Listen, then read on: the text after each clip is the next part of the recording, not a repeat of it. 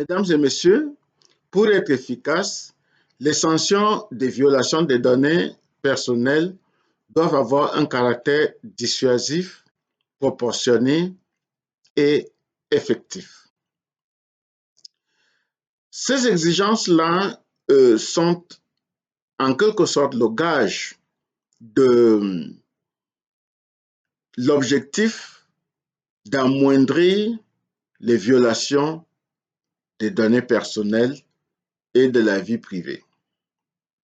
Et donc, les autorités et les administrations qui sont en charge d'infliger ces sanctions doivent veiller à garder et à trouver, appliquer ce caractère dissuasif, effectif et proportionné. Je m'appelle Laurent Fabrice Zengue, je suis Data Privacy Manager et arbitre des litiges domestiques internationaux. Je suis aussi Chief Executive Officer de Intercontinental Data Privacy Enhancing Management for All, en abrégé IDEM. Et à la base, je suis juriste de droit privé général, du droit des données, du droit du numérique, du droit international des affaires, du droit de l'arbitrage et du management et de la protection des données à caractère personnel. Il existe trois manières de déterminer le quantum ou le montant d'une sanction de la protection des données. Il y a d'abord la détermination par la fixation d'un montant forfaitaire. Il y a ensuite la détermination par la fixation d'un montant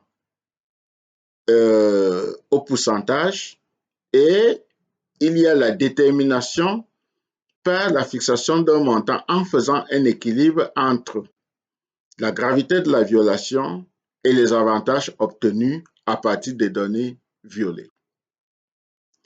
De pratique, la détermination du montant par le forfait et par le pourcentage sont les méthodes les plus répandues et les plus pratiquées. Mais sauf que ces méthodes-là posent un problème. Ces méthodes créent une asymétrie entre la valeur nominale de la monnaie locale où les données ont été violées et donc la monnaie qui fixe les montants des sanctions et la valeur internationale des devises dans lesquelles les données sont vendues. À titre d'exemple, 7% de la sanction, par exemple, qui est appliquée sur le chiffre d'affaires dans un pays comme la Guinée, pour le franc guinéen, ne peut pas représenter 7%, ne peut pas avoir la même valeur que 7% de la monnaie en Europe. Idem pour un pays comme le Cameroun, le Nigeria, le Zimbabwe, le Kenya, l'Éthiopie, où lorsqu'on fixe le montant, disons n'importe quoi, à 1 milliard de la monnaie locale, ça ne peut pas correspondre au milliard d'une devise internationale où les données sont vendues. Vous comprenez à partir de ce moment-là que la détermination de la sanction, du quantum de la sanction, à partir des avantages que le contrevenant a eu sur le marché des données est la plus crédible possible et elle permet à tout le moins de rattraper le gap qu'il y a entre la sanction en monnaie locale et les avantages obtenus en devise. Cette troisième piste-là est particulièrement développée dans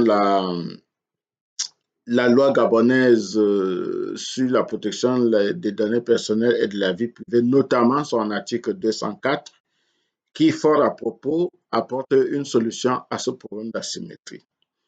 Mais pour avoir une idée de mes réflexions, de mes pensées sur ce sujet-là, je vous invite à aller lire mon livre intitulé 36 solutions pour l'indépendance et la viabilisation des autorités nationales africaines de protection des données personnelles. Je m'étends beaucoup plus avec beaucoup de détails sur cet aspect-là dans tout un chapitre qui y est consacré. Alors, je vous mets le lien pour accéder à ce livre en description. De même, je vous mets le lien pour m'envoyer un message et pouvoir échanger. Je peux venir à vous pour échanger avec vous, que ce soit en groupe ou individuellement, gratuitement sur cette question. Vous pouvez aussi aller sur le site de IDEM, www.idem-de6expert.com.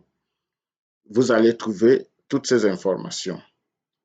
Et en attendant, comme d'habitude, je vous dis à bientôt.